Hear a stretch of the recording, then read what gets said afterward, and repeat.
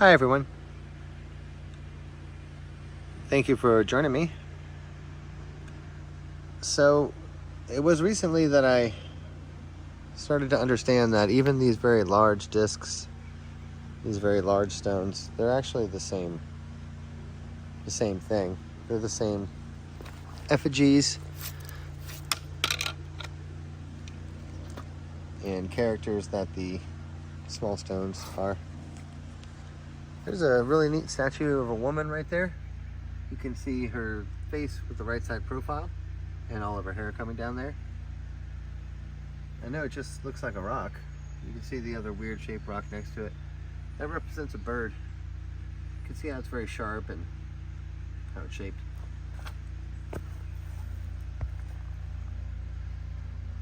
That's the head at the top there, and that little yellow spot is its beak. There's a little yellow spot in there for its face. You can see the little lump kind of on its back there. That's its wing. This statue of the woman is going to come out really well when you tilt the stone like this. You may also see some surface images. They come out a little better when the stone is dirty. You may notice the large mammoth. You can see the mammoth's hump, see the shape of it. You see the mammoth's eye, the trunk coming down here, and then the body of the mammoth.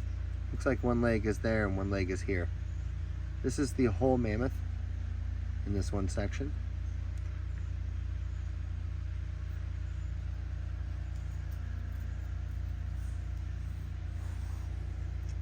You can see how these stones, even if you can't see the art, you can see how all these little hash marks and cross marks are on here. These are all worked stones.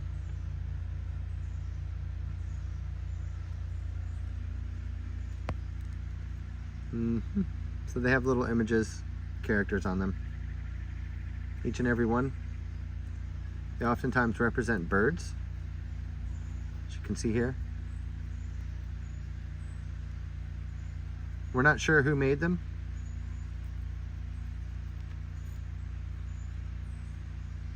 But we know whoever it was around when there was mammoths, and elephants.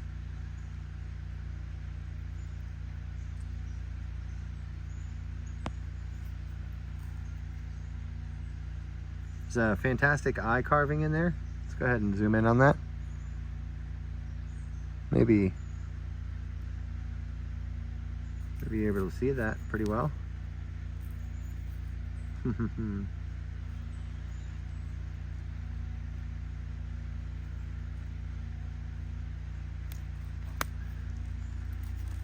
All right, folks, there's a whole lot more on the channel. If you guys are interested in knowing a little bit about this site and how all this came about, let me know in the comments. Talk to you soon. Bye.